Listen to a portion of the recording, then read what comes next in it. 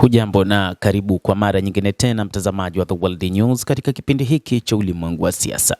Bado tunaendelea kukufahamisha mengi yanayojiri duniani, lakini ni kauli ya makamu wa rais wa Marekani JD Vance ambaye ameshutumu Iran kwamba inafanya ugaidi wa kiuchumi. Makamu wa rais wa Marekani JD Vance ameshutumu serikali ya Jamhuri ya Kiislamu ya Iran kwa kujihusisha na kitendo cha ugaidi wa kiuchumi kwa kuzuia usafiri kupitia mlango wa bahari wa Hormuz. Vance amemwambia Brett Baier wa Fox News kuwa Rais Donald Trump ameonyesha kwamba wote wawili wanaweza kucheza mchezo huo.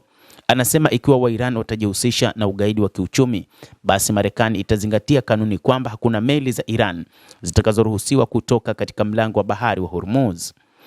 Vance pia amezungumzia mazungumzo ya Iran yaliyofanyika mwishoni mwa wiki akisema kuwa maendeleo makubwa yamepatikana, mpira uko upande wa Iran, amesema.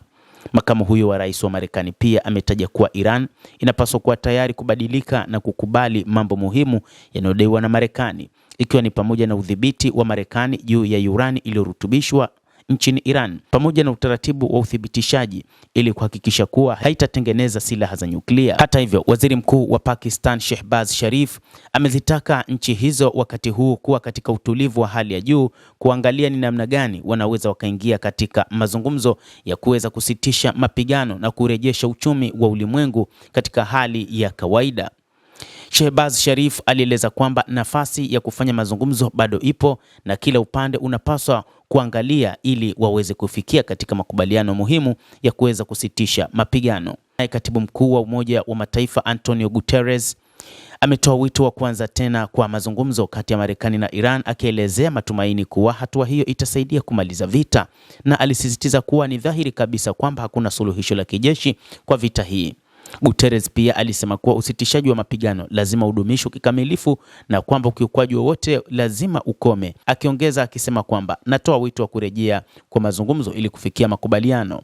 Aidha, katibu mkuu huyo wa Umoja wa Mataifa amezitaka nchi zote kuheshimu uhuru wa usafiri wa majini, ikiwemo katika mlango wa bahari wa Hormuz na sheria za kimataifa. Rais wa Marekani Bwana Donald Trump, katika namna moja ama nyingine, wakati huu anatoa wito kwamba hawezi kuruhusu meli za Iran, ambapo Iran iliamua kuzuia mlango wa bahari wa Hormuz kupita katika eneo hilo kufikia katika nchi zingine, na kwamba watauzuia mlango huo, na anadai kwamba kazi hiyo ilianza mara moja kuanzia siku ya Jumatatu jioni.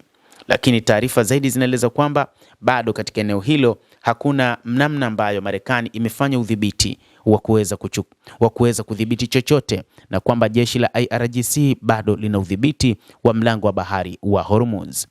Mtazamaji, endelea kutufuatilia, lakini usisahau kulike, usisahau kucomment, kadhalika kusubscribe channel yetu hii upate habari hizi kwa mapana kupitia The World News. Naitwa Adam Hussein, endelea kuwa nasi wakati wote.